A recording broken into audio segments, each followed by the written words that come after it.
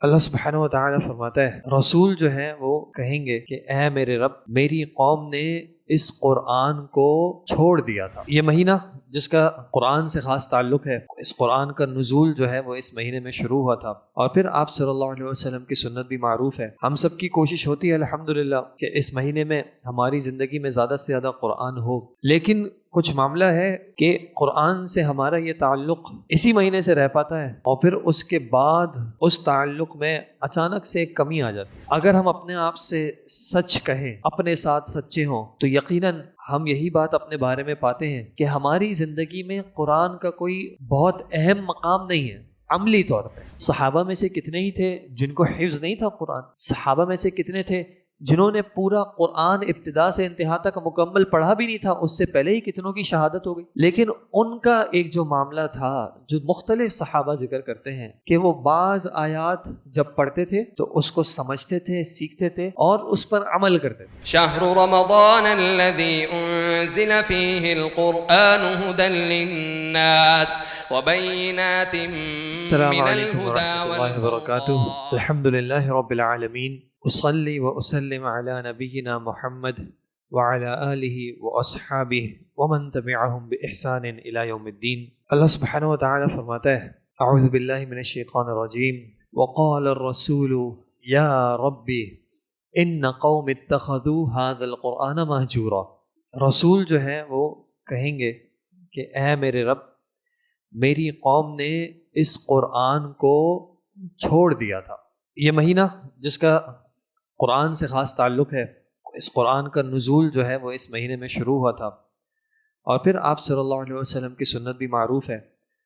ہم سب کی کوشش ہوتی ہے الحمدللہ کہ اس مہینے میں ہماری زندگی میں زیادہ سے زیادہ قرآن ہو، لیکن کچھ معاملہ ہے کہ قرآن سے ہمارا یہ تعلق اسی مہینے سے رہ پاتا ہے، اور پھر اس کے بعد اس تعلق میں اچانک سے ایک کمی آ جاتی ہے۔ اور حقیقت تو یہ ہے کہ ہمارا جو تعلق اس قرآن سے ہوتا بھی ہے، ایک سوال ہے کہ کیا یہی تعلق ہے قرآن کے ساتھ جو کہ مطلوب ہے، جو کہ اللہ چاہتا ہے کہ ہمارا ہو؟ کیونکہ ہمارا ایک تعلق رہتا ہے اس کو پڑھنے کا، اس کی تلاوت کرنے کا، اس کو سننے کا، اور تلاوت میں بھی ہماری کوشش ہوتی ہے کہ زیادہ سے زیادہ پڑھ سکیں۔ کوئی بتاتا ہے کہ میں نے الحمدللہ اس مہینے میں 3 بار قرآن پاک کو پورا جو ہے وہ مکمل پڑھا ہے، کوئی بتاتا ہے میں نے 5 بار بھی پڑھا ہے، کوئی 10 بھی بتاتا ہے۔ ابن قیم رحمہ اللہ کہتے ہیں کہ یہ جو قرآن کو چھوڑنا ہے، جو قرآن میں اللہ تعالیٰ نے ذکر کیا کہ رسول کہیں گے کہ میری قوم نے قرآن کو چھوڑ دیا تھا، اس میں بالکل یہ بات آتی ہے کہ عدم قراءتہ، کہ اس کو اگر انسان اس کی قرات ہی نہ کرے تو بھی یہ چھوڑنے میں آتا ہے، او سماعہ، یا اس کو سنے نہ تب بھی یہ چھوڑنے میں آتا ہے۔ لیکن اس کے علاوہ وہ یہ بھی فرماتے ہیں کہ عدم تدبر معانیہ، کہ اس کے معنی پہ غور و فکر نہ کرنا، یہ بھی اس کو چھوڑنے میں آتا ہے۔ عدم العمل باحکامہ، اس کے احکامات پر عمل نہ کرنا، یہ بھی اس کو چھوڑنے میں آتا ہے۔ اور وہ تو حتیٰ کہ یہ بھی کہتے ہیں کہ عدم التداوی بھی، اگر انسان اس قرآن کے ذریعے شفا حاصل کرنے کی کوشش نہیں کر رہا تو یہ بھی اس قرآن کو چھوڑنے میں آتا ہے، کیونکہ اللہ سبحانہ و تعالیٰ نے کیا کہا تھا وَنُنَزِّلُ مِنَ الْقُرْآنِ مَا هُوَ شِفَاءٌ وَهُدًى وَرَحْمَةٌ۔ تو اگر اس قول کے مطابق ہم دیکھیں کہ ہم پڑھنے کی اس کو کوشش کر رہے ہیں، ہم سننے کی اس کو کوشش کر رہے ہیں، لیکن کیا اتنی ہی کوششیں ہماری اس کے معنی پر غور و فکر کرنے کی بھی ہیں؟ کیا اتنی ہی کوشش ہماری اس کے احکامات پر عمل کرنے کی ہے؟ کیا اتنی ہی کوشش اس قرآن کو اپنانے کی ہے؟ اگر ہم اپنے آپ سے سچ کہیں، اپنے ساتھ سچے ہوں، تو یقیناً ہم یہی بات اپنے بارے میں پاتے ہیں کہ ہماری زندگی میں قرآن کا کوئی بہت اہم مقام نہیں ہے عملی طور پہ۔ ہاں، اعتقادی طور پہ تو ہم مانتے ہیں، ہم اس کا احترام بھی کرتے ہیں، اس کو باوضو ہو کر چھونے کی کوشش کرتے ہیں، اس کو بلند جگہوں پر بھی رکھتے ہیں، اس کو چومتے بھی ہیں، اگر کوئی پڑھ رہا ہو تو ہم اس کا احترام بھی کرتے ہیں، ہم چاہتے ہیں کہ ہماری اولاد میں سے حافظ قرآن بھی ہو۔ لیکن یہی تو اصل قرآن کا مطلوب نہیں تھا۔ صحابہ میں سے کتنے ہی تھے جن کو حفظ نہیں تھا قرآن؟ صحابہ میں سے کتنے تھے جنہوں نے پورا قرآن ابتدا سے انتہا تک مکمل پڑھا بھی نہیں تھا؟ اس سے پہلے ہی کتنوں کی شہادت ہو گئی۔ لیکن ان کا ایک جو معاملہ تھا، جو مختلف صحابہ ذکر کرتے ہیں کہ وہ بعض آیات جب پڑھتے تھے تو اس کو سمجھتے تھے، سیکھتے تھے اور اس پر عمل کرتے تھے، اور اس طریقے سے وہ قرآن کو لے کر چلتے تھے۔ کچھ پڑھا، سیکھا، اس پر عمل کیا اور پھر آگے چلتے رہے۔ اللہ اکبر۔ نبی صلی اللہ علیہ وسلم نے فرمایا کہ وہ شخص الذی لیس فی جوفہ شیء من القرآن، کہ وہ شخص کے جس کے دل میں قرآن میں سے کچھ بھی نہیں ہے، گویا کہ وہ ایک بیکار فضول قسم کا گھر ہے، یعنی جو آباد ہی نہ ہو۔ گھر کا مقصد کیا ہے کہ اس کو آباد کیا جائے، لیکن ایسا گھر کہ جس کو چھوڑ دیا گیا ہے، جس میں کوئی نہیں رہتا۔ عرصے بعد لوگ جاتے ہیں تو جانور گھوم رہے ہیں، پودے مختلف جگہوں پہ جو ہیں جنگلی پودے اگائے ہیں، اس کو کبھی کبھار تو پھر گھر بھی نہیں کہا جاتا۔ کیا کہتے ہیں اس کو پھر؟ کہ کیسی جگہ ہے وہ؟ ویران جگہ ہے، کھنڈر بنا ہوا ہے۔ اس کو گھر بنانے کے لیے اس پہ کام کرنا پڑے گا، اس پہ محنت کرنی پڑے گی۔ تو ہمارے دلوں کا بھی کہیں یہ حال تو نہیں ہے کہ ہمارے دل میں قرآن نہیں اتر رہا؟ اور اس کی ایک وجہ کہ کہیں ہمارا دل سخت تو نہیں ہو گیا۔ آپ صلی اللہ علیہ وسلم نے کہا تھا کہ جسم میں ایک حصہ ہے، اگر یہ ٹھیک ہو جائے تو سب ٹھیک ہو جاتا ہے، یہ فاسد ہو جائے، خراب ہو جائے تو سب خراب ہو جاتا ہے۔ اور آپ صلی اللہ علیہ وسلم نے کہا تھا کہ یہ دل ہے۔ اور اللہ تعالیٰ نے قرآن میں فرمایا کہ افلا یتدبرون القرآن، کیا یہ قرآن میں غور و فکر نہیں کرتے؟ ام علی قلوب اقفالها، یا ان کے دلوں پر تالے پڑ گئے۔ یعنی کہ اگر میں اپنا معاملہ یہ پاتا ہوں کہ میں قرآن پہ غور و فکر نہیں کرتا، تو قرآن کی طرف سے گارنٹی کیا ہے کہ میں یقین کر لوں کہ پھر میرے دل پر تالا پڑا ہوا ہے۔ اللہ اکبر۔ ہم اپنے تعلق کو دیکھیں کہ کتنا ہمارا اس قرآن سے یہ غور و فکر کا، تدبر کرنے کا، کہ قرآن پڑھا، سنا، اس میں کیا کہا گیا، میرے رب نے مجھ سے کلام کیا ہے۔ اگر ہمارے کسی جاننے والے کا کوئی میسج آ جائے، ہمیں صرف موبائل کی ایک چھوٹی سی گھنٹی بجتی ہے ٹنگ کر کے، فوراً کیا ہوتا ہے؟ کسی سے بات بھی کر رہے ہوتے ہیں نا، تو اس بات پہ بھی دھیان رکھنا مشکل ہو جاتا ہے، کس کا میسج آیا تھا۔ اور اگر کسی کا پتہ ہے کہ اس فلاں شخص کا میسج آیا تھا تو فوراً فکر ہوتی ہے اس نے کیا کہا ہوگا۔ آپ میں سے اگر کوئی شخص کاروبار کرتا ہے یا جاب کرتے ہیں اور آپ کا تعلق کسی ایسے شخص سے ہے جس کی زبان آپ نہیں سمجھ پاتے، کچھ لوگ ہوتے ہیں چائنا سے امپورٹ کر رہے ہیں، کاروبار کر رہے ہیں، اب اس نے چائنیز میں لکھ کے بھیج دیا، تو اب کیا ہے؟ بس بے فکر ہو جائیں گے؟ نہیں، فوراً کوشش کریں گے کہ اس کو ٹرانسلیٹ کیا جائے، اس کا ترجمہ کیا جائے تاکہ بات سمجھ میں تو آئے۔ مجھے یقین ہے کہ ہم میں سے کوئی بھی ایک شخص بھی ایسا شاید نہ ہو کہ جس نے قرآن کے علاوہ کوئی اور کتاب ایسی زبان میں پڑھی ہوگی جس کو وہ سمجھ نہیں پایا ہو۔ ہم عموماً اسی زبان میں کلام کو پڑھتے ہیں جو سمجھ پاتے ہیں، لیکن قرآن کے ساتھ ہمارا یہ معاملہ ہے کہ ہم بس قرات پر اکتفا کرتے ہیں۔ ابن مسعود رضی اللہ عنہ کہتے ہیں لا ينتفع احد بالقرآن حتى يتدبره، قرآن سے حقیقتاً کوئی شخص بھی فائدہ نہیں اٹھا سکتا، کوئی اس کا نفع حاصل نہیں کر سکتا جب تک کہ وہ اس پہ غور و فکر نہ کرے۔ یعنی اس کا اصل مقصد یہ ہے کہ انسان غور و فکر کرے، اور جب وہ غور و فکر کرے گا تو اس کی زندگی میں وہ تبدیلی آئے گی جس تبدیلی کے لیے یہ قرآن آیا تھا۔ یہ قرآن صرف اس لیے نہیں آیا تھا کہ ہم اپنے بچوں کو کہیں کہ بیٹا پورا پورا قرآن پڑھ لو، یا اب تو اور آسانی ہو گئی ہے، موبائل میں لگا دیتے ہیں اور چھوڑ دیتے ہیں کہ گھر میں قرآن چل رہا ہے، گاڑی میں قرآن چل رہا ہے۔ نہیں، اس کا اصل مقصد کیا ہے کہ اس پہ غور و فکر کیا جائے۔ ایک وجہ کیا ہے کہ ہم غور و فکر کیوں نہیں کر پاتے؟ کیونکہ ہمارا اکثر حصہ دن کا جو ہے وہ دنیاوی امور کی مصروفیات میں گزرتا ہے. ہمارا ہمارا غم، ہماری فکر جو ہے وہ دنیاوی امور ہوتے ہیں. پریشانیاں ہماری صبح سے رات تک جو ہیں وہ یہ دنیا دنیا دنیا رہتی ہے. آپ صلی اللہ علیہ وسلم نے فرمایا تھا کہ وہ شخص کہ من جعل الدنیا ہمہ، وہ شخص جو کہ دنیا کو ہی اپنی فکر کا مرکز بنا لیتا ہے، کہ اس کا غم، اس کی فکر ساری کے ساری دنیا کے بارے میں ہوتی ہے. اور میں اور آپ اپنا اپنا تجزیہ کریں. ہماری جب کوئی محفل ہوتی ہے، دوستوں کے ساتھ بیٹھتے ہیں، رشتہ داروں کے ساتھ بیٹھتے ہیں، تو کیا ہمارے موضوعات ہوتے ہیں؟ کیا ہماری بات چیت کن ٹاپکس کے ارد گرد گھوم رہی ہوتی ہے؟ ہم اپنے بچوں کے حوالے سے دیکھتے ہیں کہ اگر ہم اپنے بچوں کے بارے میں فکر مند ہوتے ہیں تو وہ فکر کس حوالے سے ہوتی ہے، کن معاملات کے حوالے سے ہوتی ہے؟ اپنے حالات کو ہم جانتے ہیں.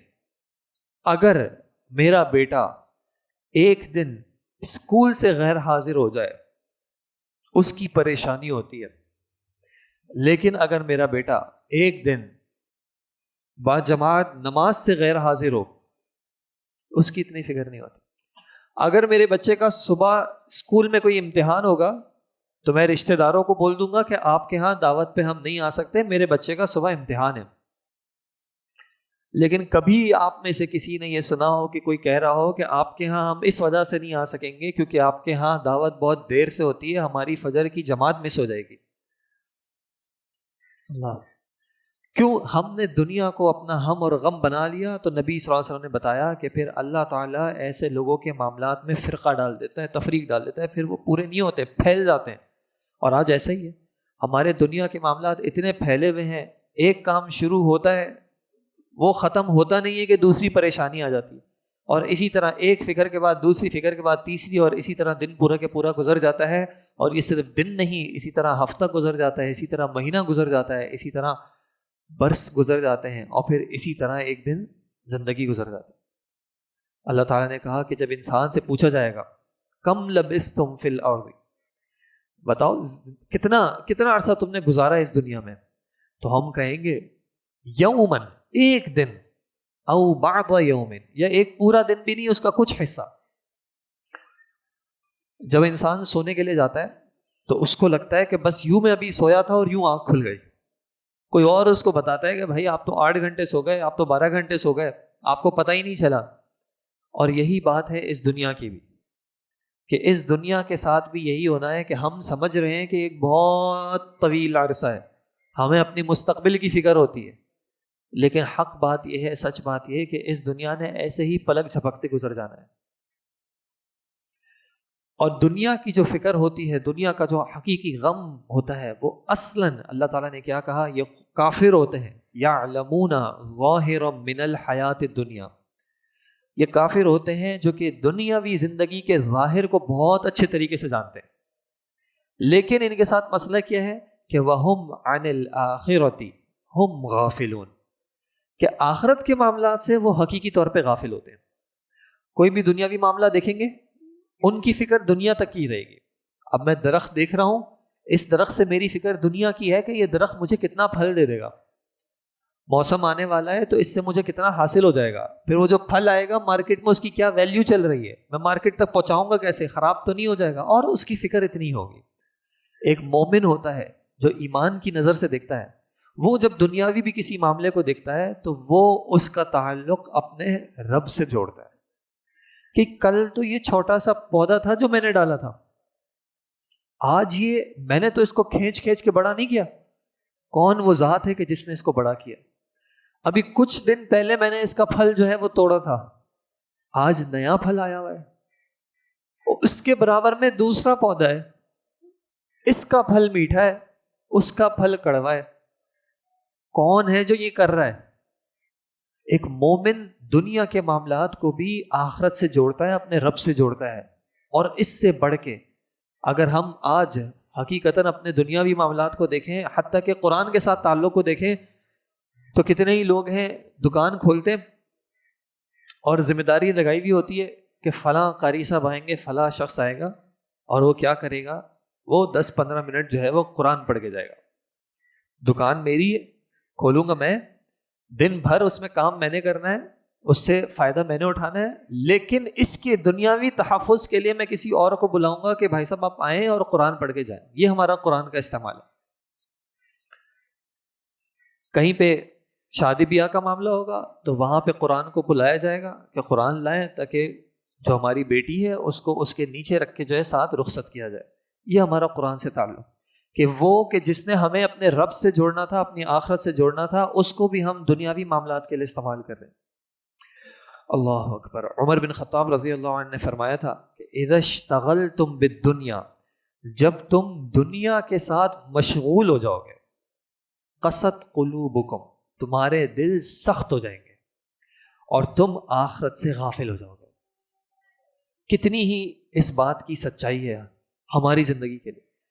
اگر میں اپنے 24 گھنٹے کا تجزیہ کروں، آج کا تجزیہ کروں، گزرے ہوئے کل کا تجزیہ کروں، رمضان سے پہلے کے دنوں کا تجزیہ کروں کہ ان 24 گھنٹوں میں سے کتنے دن جو ہیں میرے وہ اپنی اس دنیا کی فکر میں گئے ہیں، اس دنیا کو تیار کرنے میں گئے ہیں، اور ان میں 24 گھنٹوں میں سے کتنا وقت ایسا ہے جس کے بارے میں یہ یقین سے کہہ سکتا ہوں کہ یہ میرا وقت جو ہے اپنے رب کو راضی کرنے میں، اپنی آخرت کی تیاری کرنے میں، اپنی آخرت کی فکر میں گیا.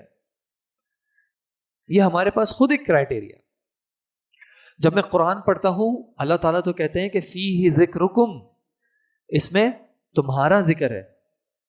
سلف کا ایک معاملہ کیا تھا، وہ جب قرآن پڑھتے تھے تو اس قرآن میں اپنا ذکر تلاش کرتے تھے کہ میں کدھر مذکور ہوں، میرا کدھر جو ہے وہ اللہ نے ذکر کیا ہوا ہے.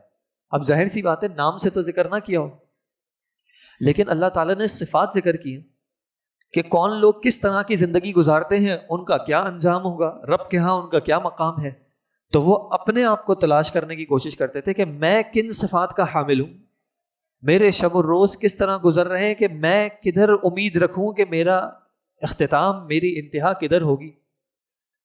میرا دعویٰ تو ہے کہ میں اپنے رب سے محبت کرتا ہوں، میں اپنے رسول صلی اللہ علیہ وسلم سے محبت کرتا ہوں، لیکن قرآن نے بھی اس محبت کے دعوے کا معیار دیا ہے.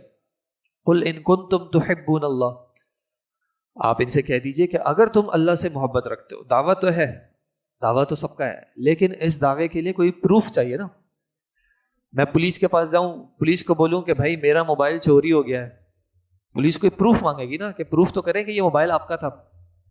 تو اپنی اس محبت کا جو دعویٰ ہے اس کو اللہ کی بارگاہ میں اگر لے جانا ہے تو اللہ تعالیٰ نے اس کا پروف دیا ہے. کیا ہے وہ؟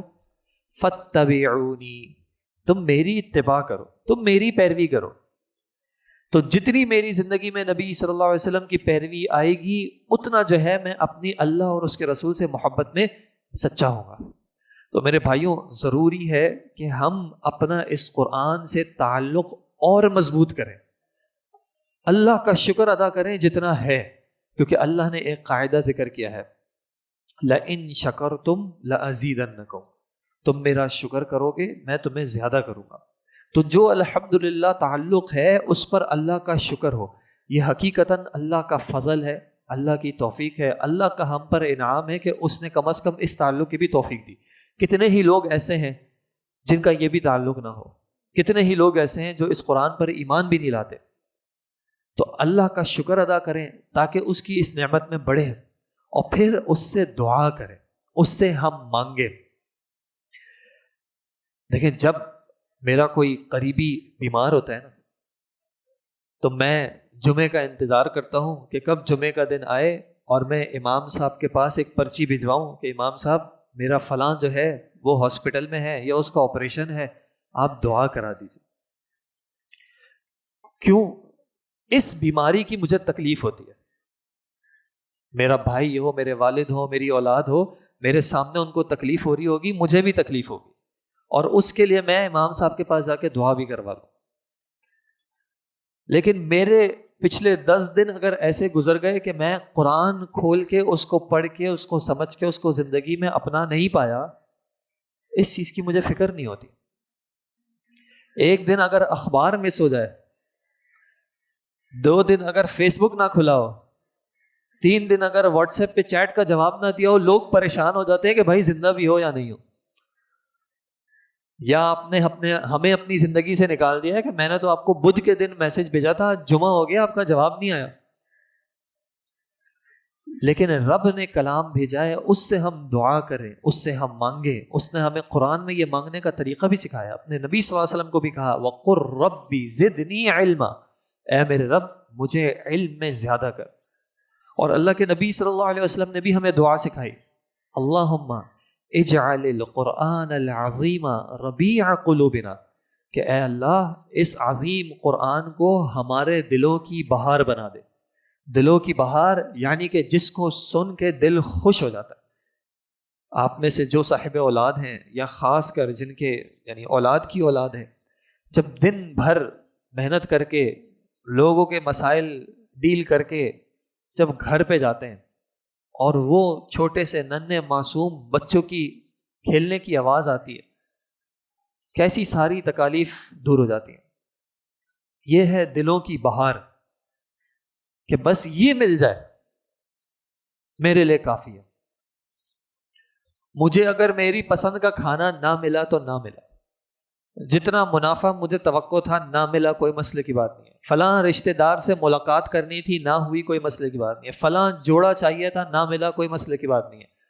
مجھے میرے رب کا قرآن مل گیا، مجھے اس کو سمجھنے کی توفیق مل گئی، یہ میرے لیے کافی ہے. یہ ہے اے میرے رب میرے دل کو، اس قرآن کو میرے دل کی بہار بنا دے. وَنُورَ صَدْرِي، اور میرے سینے کا نور بنا دے کہ میں ہدایت چاہوں، زندگی میں راستہ دیکھنا چاہوں، زندگی کیسے گزارنی ہے اس کا طریقہ جاننا چاہوں تو وہ میں اس قرآن کے ذریعے جاننا چاہوں. مجھے اوروں کی فکر نہ ہو، اوروں کے طریقوں کی فکر نہ ہو.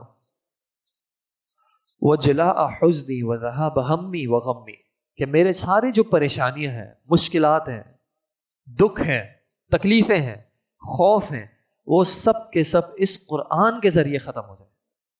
یہ نبی صلی اللہ علیہ وسلم نے ہمیں دعا سکھائی. پھر اس کے علاوہ ہم اپنے اس قرآن کے تعلق کو بہتر کرنے کے لیے اس کو اپنی زندگی کا حصہ بنائیں، لازم کر لیں اپنے اوپر. اب تو الحمدللہ ہمارے لیے کتنی آسانیاں ہیں کہ پورا قرآن کا مصحف تفاسیر کے ساتھ، ترجموں کے ساتھ آسانی سے ہمارے پاس فون میں اویلیبل ہوتا ہے. پہلے ایک زمانہ تھا کہ باقاعدہ مصحف رکھنا، پھر ترجمے کے لیے اور تھوڑا سا ضخیم، پھر تفسیر کے لیے اور ضخیم، پھر اس کو کسی خاص جگہ پہ رکھنا، کیونکہ اگر میں گھر سے باہر جا رہا ہوں تو اس کو لے کے جانا مشکل ہوگی. کتنی آسانیاں ہو گئی ہیں، لیکن ان آسانیوں کے باوجود ہم ان نعمتوں سے فائدہ نہیں اٹھا رہے. دنیا بہتر کرنے کے لیے تو فائدہ اٹھا رہے ہیں. اللہ سے دعا کریں کہ ان نعمتوں کا استعمال کرتے ہوئے ہم اللہ کے قرآن سے بھی قریب ہو جائیں، اس کو اپنی زندگی میں لازم کر لیں، چاہے کچھ حصہ ہو، کچھ حصہ کیوں نہ ہو. یہ نہ ہو کہ یہ رمضان یہاں ختم ہوا اور میرا قرآن سے تعلق پھر کمزور ہو گیا. کچھ نہ کچھ حصہ دن کا لازم کر لیں. اللہ تعالیٰ نے آسانیاں رکھی ہیں، ریمائنڈر سیٹ کر سکتے ہیں. لازم کر لیں کہ فلاں وقت جو ہے میرا وہ صرف اور صرف قرآن کے ساتھ ہو، یا علاقے میں کوئی قریب مسجد ہے، کوئی درس گاہ ہے جہاں پہ قرآن کی تعلیم ہوتی ہے، میں بس وہاں جاؤں گا. نبی صلی اللہ علیہ وسلم نے کہا کہ اقرأوا القرآن، اس قرآن کو کثرت سے پڑھو، فإنہ یأتی شفیعا، یہ شفاعت کرنے والا، سفارش کرنے والا بن کے آئے گا لأصحابہ یوم القیامہ، قیامت کے دن اپنے صاحب کے لیے. اس قرآن سے ہم تعلق جوڑیں کہ کل کو اس کی شفاعت ہمیں نصیب ہو. اللہ تعالیٰ سے دعا کریں، دعا کی قبولیت کا موقع ہے. حالات بھی ایسے ہیں، روزے داروں کی دعا بھی اللہ قبول کرتا ہے. محفل اچھی سجی ہوئی ہے، نبی صلی اللہ علیہ وسلم نے بتایا کہ جب اس طرح کی کوئی محفل ہوتی ہے تو فرشتے اس کو ڈھانپ لیتے ہیں، رحمت نازل ہوتی ہے. تو اللہ تعالیٰ سے دعا کریں، اللہ تعالیٰ ہمارے اس قرآن سے تعلق کو مضبوط کرے. اللہ تعالیٰ ہمیں توفیق دے کہ صرف اس قرآن کی تلاوت نہیں بلکہ ہم اس قرآن پہ کے معانی پر تدبر بھی کر سکیں، غور و فکر بھی کر سکیں، اور اس قرآن کو اپنی زندگی میں اپنا سکیں کہ انشاءاللہ ہمارے گھر والے بھی ہمارے بارے میں کہہ سکیں. جیسا کہ عائشہ رضی اللہ عنہا سے جب نبی صلی اللہ علیہ وسلم کے اخلاق کے بارے میں پوچھا گیا تو انہوں نے چھوٹا سا جواب دیا، کان خلقہ القرآن، کہ آپ صلی اللہ علیہ وسلم کے اخلاق یہ قرآن تھے. اب یہ قرآن میں جو ایسی صفات ملیں جو اللہ کو پسند ہیں وہ نبی صلی اللہ علیہ وسلم میں موجود ہیں، اور جن سے اللہ نے روکا ہے وہ نبی صلی اللہ علیہ وسلم ان سے بتحاشا دور ہیں. اللہ کرے ہماری بھی یہ صفات ہوں. سبحانک اللہم و بحمدک نشہد ان لا الہ الا انت نستغفرک و نتوب الیک. السلام علیکم و رحمۃ اللہ وبرکاتہ. انشاءاللہ پھر دعا کریں. اللہ تعالیٰ